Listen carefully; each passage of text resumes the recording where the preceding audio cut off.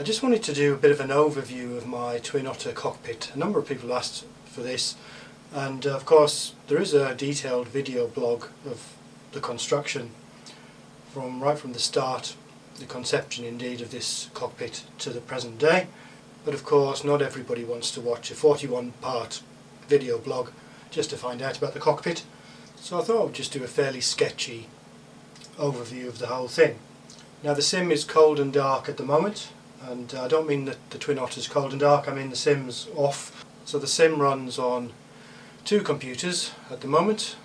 That's essentially the flight sim itself runs on the main computer, and indeed for a while, until about a year ago, that's how it was. But then I added the instruments. Originally I built this cockpit as an input only cockpit, so it relied entirely on the virtual cockpit for the gauges. But since then I've added a fairly comprehensive instrument panel on two screens, which did require a little bit of modification. I'll show you that in a while. And the way I have the gauges implemented requires that, well, it doesn't require, but it's better if they run on a separate computer. So I've got a second PC, which is just an old PC I had kicking around. It's relatively low spec, and it drives the two screens. Again, I'll go into a little bit more detail about that in a while. So we'll look at the hardware first, and I'll do close-ups of this as necessary. And I think what I'll do is I'll take you around pretty much every panel, at least in overview. But for now, what you need to know is most of the panels that you can see were hand-built from scratch. Again, if you want to know how this is done, you can check out the details in the video blog. I've also written a short book which you can buy in the Kindle store or as a paperback, which explains how to do that. But you know, here's a couple of sample panels. This is an old panel that used to carry the Cytec radio. Essentially it's a wooden frame with acrylic, essentially plastic sheeting on the top, and that's a sandwich of two pieces of acrylic with a inkjet printed graphic in between, and it's just mounted nicely with these screws and these cop washers, so I think that looks pretty good. And you get a really good standard of finish from that, and you know, they look to my eye fairly realistic as instrument panels go. Here's another one.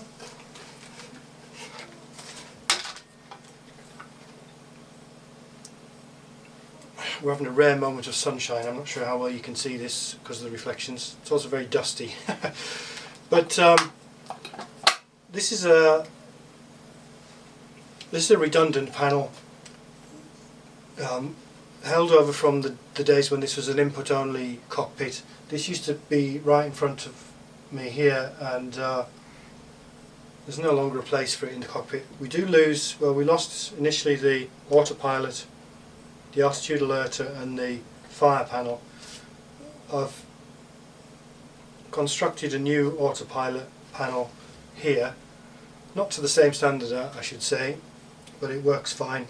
And we've actually lost the fire control panel, which is a bit of a shame, but honestly in practice it's not really necessary in flying the Twin Otter day to day. So the panels are all hand built, and if you count up the inputs, there's roughly 179 I think switches of some sort.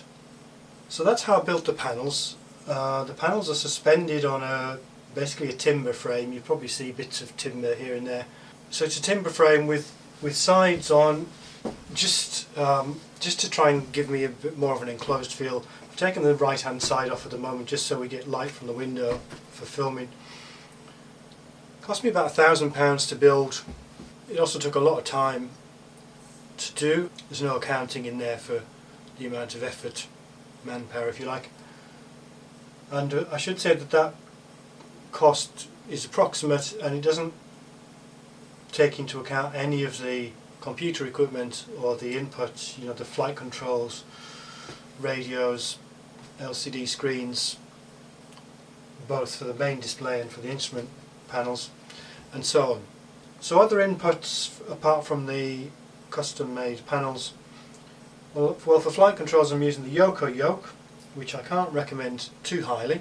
It's an absolutely fantastic yoke, the best yoke I've tried, and I'm not going to be going shopping for another yoke anytime soon.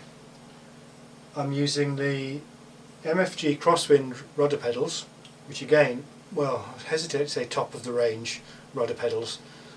They're certainly mid-range to high in terms of performance and quality. You know, the only way you're going to surpass those is by getting some hydraulically damped pedals from somewhere like PFC or Flightlink. But again, they're superb. You know, they're worlds apart from the cheap rudder pedals from the likes of CH and Cytec. I've got, having mentioned Cytec, they're in a negative tone. I've got 3 Cytec throttle quads up here. They're mounted high in the manner of a real Twin Otter, very approximately. They're, you know, one of the weak links in the hardware. They're really, well, I think the problem is they get dusty and they get very dirty. So we've got power levers, we've got separate reverse levers, we've got prop levers, and we've got fuel cut-off levers.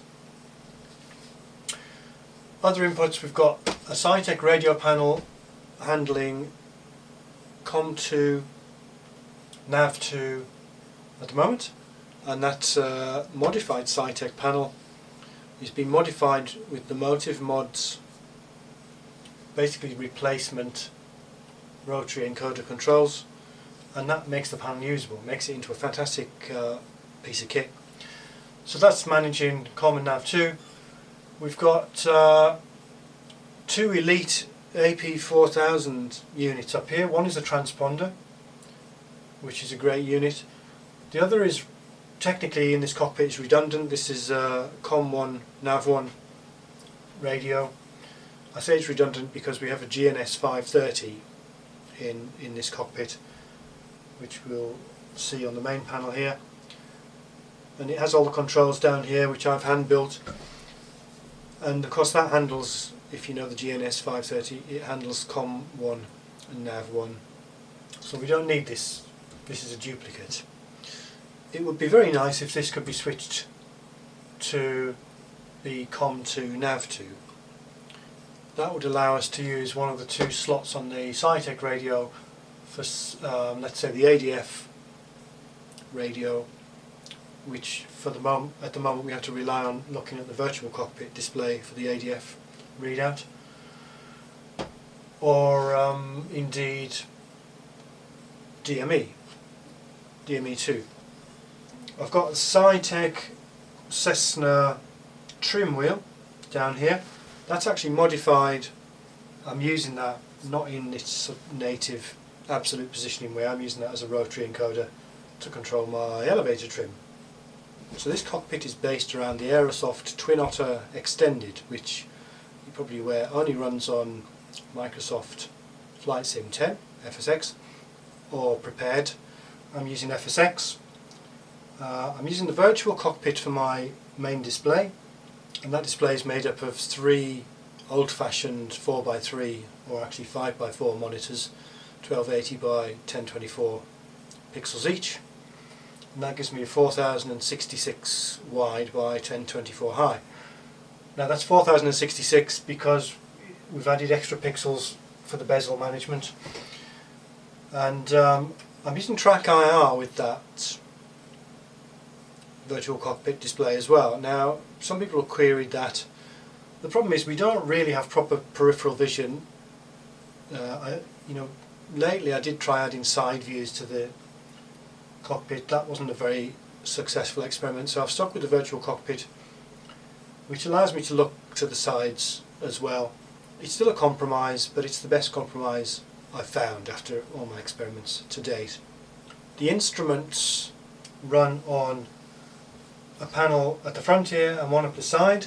This is for the main flight instruments, and the engine panel is on the left hand side. Now I should say that in terms of the real layout of the Twin Otter, this is only very approximately representative of that. But other than that, we've got you know, a start panel which is more or less in the same place as it is in the Aerosoft virtual cockpit, an overhead panel which again combines some of the other switches from some of the other panels, but by and large the overhead panel is in the right place and is roughly the layout that you'd expect from looking at the virtual cockpit. Other outputs, we have the GNS 530 on its own little screen down here with all the controls to hand around the screen, and we've got another screen up here which is technically for the Reality XP WX500 weather radar. Now in practice I don't really use that because it's actually not much cop. But it is there, it does work. I built a panel to control that, so we'll look at that as well. Now the main reason I wanted to build a cockpit like this was it's not very realistic having to fly using the keyboard and the mouse. So I wanted something that would move away from that and allow me to fly completely without the keyboard and mouse from end to end. And indeed you can do that with this cockpit. You can start with the cold and dark aircraft, start everything up, switch everything on, fly it around, bring it down and switch everything off back to cold and dark. You know, it's not a turnkey system by any means. You can't just switch the power on and then start with that. You know, you do need some keyboard and mouse to start up the sim and so on. You know, maybe one day we'll get there. But once you're running and once you're set up, you can do cold and dark to cold and dark without going near the keyboard and mouse, and it's absolutely fantastic. You know, it's, you know, as far as it's going to get realistic in a setup like this in your living room that doesn't move. So just before we fire this up, I'll say a little bit about the hardware implementation. I've explained how I built the panels. Basically the panels are just sets of switches.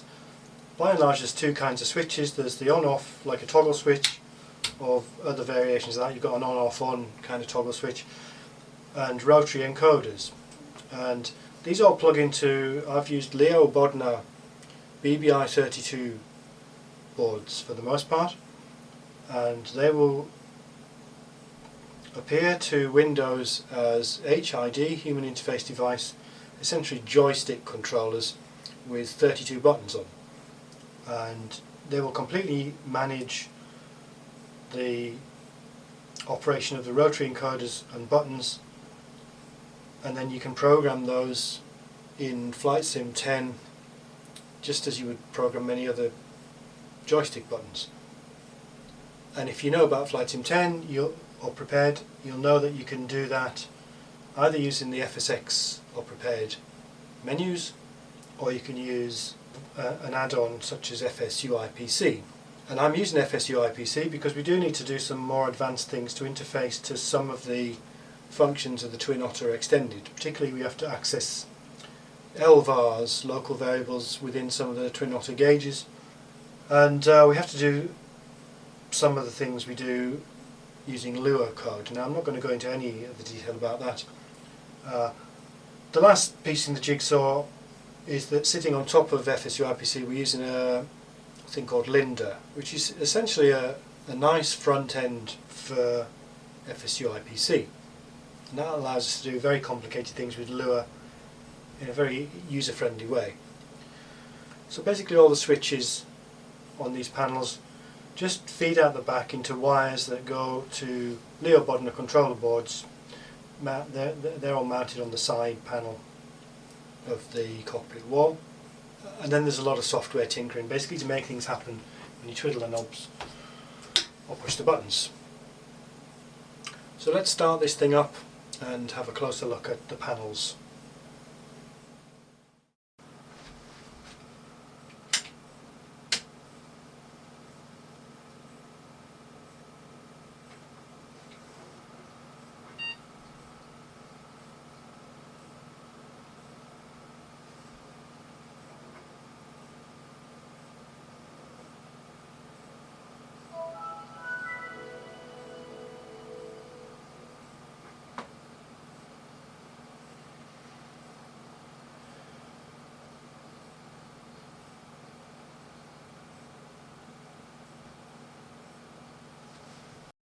So here we are with the cockpit up and running. Let's just take a quick trip around the panels. It's kind of difficult to get the lighting right here so that you can see things, but what I'll try and do is just give you a general overview of where the panels are and then do a close-up view of each one in turn. So as I said, I'm using track IR with my single forward view in this cockpit. Here's just a little taster of that, so we can look out to the sides as well as to the front. I'm just going to freeze that display for now. We don't really need the track IR. So this is the main instrument display. As I said earlier, this runs on a separate computer using a product called Air Manager to design the panel and to interface it to FSX. And these gauges have been designed specifically for the Twin Otter Extended. These are faithful copies of the gauges that you'll see in the virtual cockpit. Now I can't really take any credit for the design of these gauges. These were designed by Russ Barlow of Sim Innovations. This layout is approximately authentic to the Twin Otter Extended virtual cockpit within the confines of trying to represent that on a widescreen monitor. But these are beautiful gauges. These are very clear, a little bit small and a little bit cramped on this relatively small and low resolution monitor. This is a 19.5 inch monitor with a resolution of 1600 by 900, I think. Not sure about that, but this would definitely benefit from being on a 1080p monitor, even at this size. And then moving over to the left of that, we have the rest of the panel, which is essentially, most importantly, the engine gauges. So we've got a full set of engine gauges here: torque, T5, props, gas generator, all temperatures and pressures. We've also got the fuel gauges here and gauges for the wing tanks as well at the bottom. Bunch of miscellaneous things. We've got load meter and the voltmeter here, parking brake, various trim indicators on there. We've actually got a couple of ADF radios at the top there as well. Again, they're not completely authentic to the Twin Otter Extended. Those are actually standard gauges out of the library that comes with Air Manager. We've got an abbreviated version of the Twin Otter Extended fire panel. Now you might remember earlier I showed you the defunct hardware fire control panel. It would be nice to keep that somewhere in the cockpit, but there's really no sensible place to put it without rebuilding that panel. So we've got the fire indicators there and the test switch. I've got the test switch hooked up so we can operate that just off the button. So those are the instrument panels. So let's look at the panels. I'll do this in no particular order, but maybe we'll start at the top. So we have the start panel up here, DC master and battery switches, the ignition setting, left and right start switch, engine igniters, a couple of track IR controls which I don't tend to use, and my main flap control. And we've got the overhead panel here. So this is really a combination of the main overhead panel from the Twin Otter Extended virtual cockpit and a couple of sub panels that are distributed elsewhere. I've combined them into one panel. So significant things on here: we've got the electrical switches for the bus tie-in inverters, we've got the two generator switches here, then we've got all the light switches, or most of the light switches on here. We've got de-ice and anti-ice controls up here, including bleed air, pitot, prop intake, anti-ice, intake deflector, de-icing boots. We've got windshield controls, windshield wipers, which are useless in effect in the Twin Otter Extended, windshield heat, which we do need. This, broadly speaking, is the radios over here. So on the back panel here we have two Elite AP4000 modules. This is the transponder at the bottom, so that works just like a real transponder. Each knob controls one of the digits. Some of the functionality isn't available in FSX, so this button here that does the alt standby tests and so on, the ident button, doesn't work. The top panel is redundant. As I said, we've got the COM1 NAV1 radio up there, but it does work. It duplicates the radio on the GNS 530, but it does follow the radio on the GNS 530 as well, so it's useful as a display. We've got the Cytec radio up here. This is set, if you know the Cytec panel, you can choose which of the FSX radios you display. So we've got this displaying NAV2 on the top and currently ADF radio on the bottom. When I originally built the cockpit, this panel was really, almost a filler. I didn't have anything left to put up here, so I decided to put the radios there.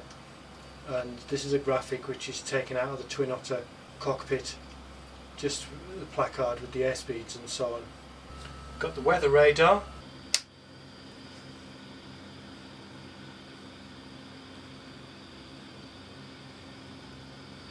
This is the autopilot and altitude alerter panel. Actually, if you look to the left onto the main panel, this is how the autopilot appears. The altitude alerts a combination of this altitude set window and some indicators which are just off the screen here. But they're buttons and indicators in one. So the layout's different in the cockpit. The indicators are over here, the buttons are over here. But everything's there. This is the most used panel, really. One of the most used panels, at least. You can see that the finish of this panel is rather shoddy compared to the others. This is not made of acrylic. This is MDF covered in sticky plastic, and I've used Dymo labels for the for the captions. Actually, it looks quite nice. I think in a sort of rough and ready, retrofitted kind of way. I think that's pretty good. I don't really like the buttons. I use black buttons for these, and then I realised that in the dark or semi-dark that I usually fly, I couldn't actually see the buttons, so I had to put these fluorescent labels on top.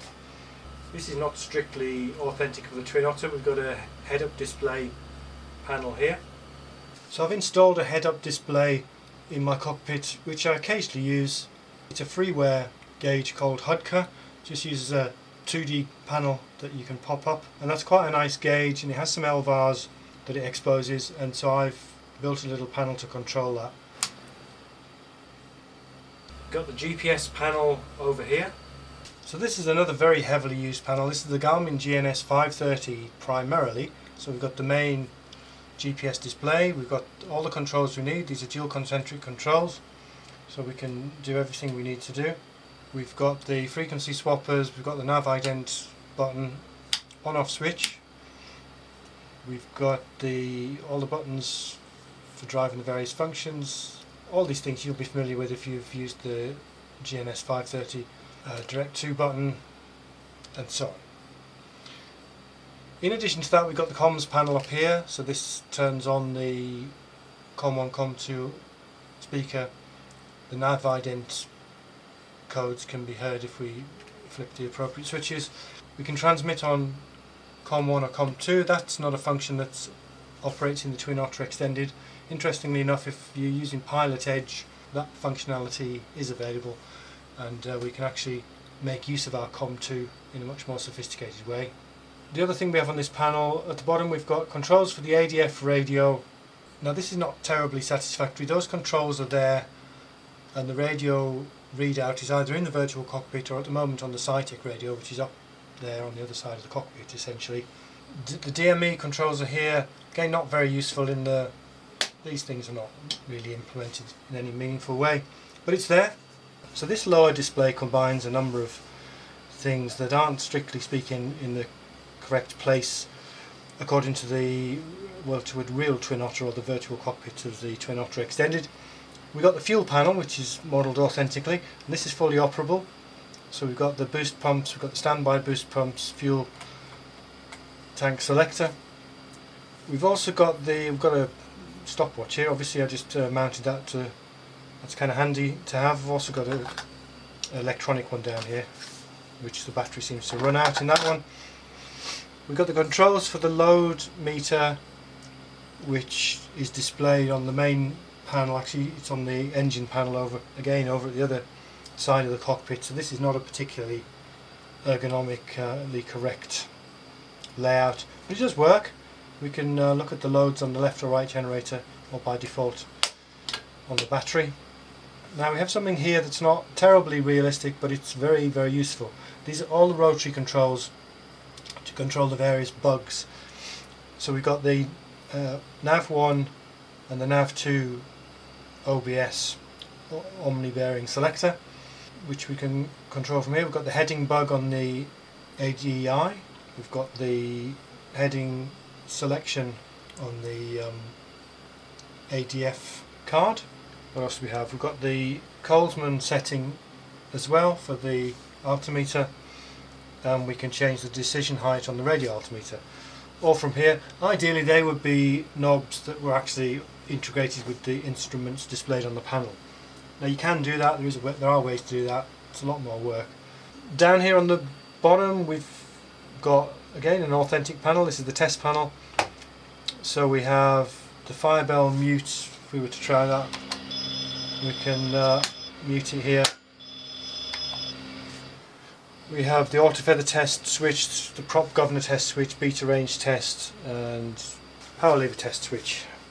Got the trim wheel here, of course, talked about that earlier. Down here we've got, not sure what you'd call this, lower console, I guess. Interestingly enough, this is a two-part panel. This panel on the right is the first one I ever constructed. If you watch the videos, you should see that. And again, I've put things here that don't generally belong together, but they've been collected from other parts of the cockpit that I haven't modelled. So we've got the rudder trim here that operates. Got an aileron trim control. This is the my implementation of what's called a pitch and turn panel. It's on the top of the yoke pedestal, and it's actually implemented as a thumb wheel and a sort of dial in the virtual cockpit and in the real aircraft. And we've got the yaw damper control in the centre of that. Got the flight data recorder. This is off the front panel in the virtual cockpit. That's fully operable. Well, fully operable, doesn't do much. You can switch it on and off and press the button to get a user event. Parking brake here. A couple of repurposed controls here you'll see from the demos. These were originally, I think, pitot static alternate sources. That's not really modelled. So I've used these to try and set up some sort of functionality where I can switch backwards and forwards between the default GPS and the Reality XP GPS. On this side of the panel, this again was a very late addition, and I experimented with a different way of implementing this. So it's not acrylic, again it's made of MDF, and the cover with the graphic, as I remember, is like an A3 laminating pouch with the same sort of inkjet printed graphics in there. So what do we have on here? We've got control locks. The ADF controls have been replicated from the GPS panel down here, and I've also added a tuning knob for tuning the ADF radio. I mean, the reason I did that from memory was in fact, yeah, you'll see I haven't replicated all the ADF buttons here. This is essentially so you can use the built-in countdown timer functionality and have it easily to hand. I tend not to use that in practice because actually I've discovered it's quite buggy in the Twin Otter Extended. But it's there and you can tune the radio from there.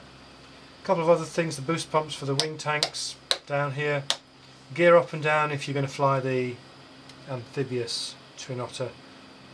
And the last thing up here, this is just 4 miscellaneous buttons intended to be mapped to the shift 1, shift 2, shift 3, shift 4, the pop-up windows in FSX.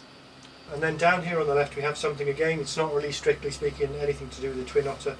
So this panel just lets you set up the fuel situation without having to go into the menu. Now I built this to be generic. It works for any of the default aircraft, or indeed any aircraft that use the FSX fuel tank management system, and that includes the Twin Otter Extended. The Twin Otter uses the centre, I can't remember from memory, it's I think centre 1 and centre 2 tanks. They're its main fuel tanks, and it also uses the wing tip tanks to model the auxiliary tanks that some models of Twin Otter have fitted in the wings. So you can adjust the levels, you can adjust them in percentage full or in gallons, pounds or kilograms. So in the Twin Otter, if you're going to set up a situation, the gauges are marked in pounds, so you'd probably select pounds. And there is an opportunity to cross-feed between tanks as well, but by and large it's just for making sure you've got as much or as little fuel in the tanks as you want when you're setting up a scenario. So there it is, the Almost Aviation Twin Otter Extended home cockpit. I hope that's given you a bit of an overview, and of course if you want to see more detail about this, I've got a number of playlists on my YouTube channel. The most extensive is the entire build process. Currently stands at 41 videos. I don't know if you've got the stamina to watch all of those, but that basically takes you right from the start, the conception indeed of this cockpit, through to the present day, and you can see the evolution along the way. A couple of other playlists. I've got a Twin Otter extended close-up playlist, which I think is about 10 videos in to date. That just looks at some of the systems in more detail, and again, if you're interested in flying this aircraft, whether or not you're using a home cockpit, that's a good playlist to check out. That's also basically the material that's available in my second ebook, and indeed a paperback version is now available. That's the Twin Otter extended Inside Out. And then recently I've started to put some time into doing some proper flying with the Twin Otter, which was the intention all along, and so I've started a new playlist which I think currently only has a couple of videos in, and that's really just doing some navigation procedures, so keep an eye on that as well. So what's the future hold for this cockpit? Well, I am going to continue to develop it. This is essentially, I think, the final-ish version of the cockpit, but I am going to replace the displays with a set of 32-inch TVs. Shouldn't change the look too much, except we'll get a much wider display. Beyond that, really just upgrading the computer to give me better performance. I'm going to start with a GTX 1080, or sorry, 1070 card soon, and beyond that I'll be replacing the guts of the computer. I want to make it X-Plane 11 capable, which is really going to require that I throw away the internals of my current PC. And then ultimately what I'm hoping to do is to get a Twin Otter for X-Plane 11. There isn't an equivalent to the Twin Otter extended in terms of level of detail of systems that are modelled and so on in X-Plane, but there are a couple of Twin Otters, and I'm very interested to see how the basic flight model and the aircraft handling compares. So look out for that too.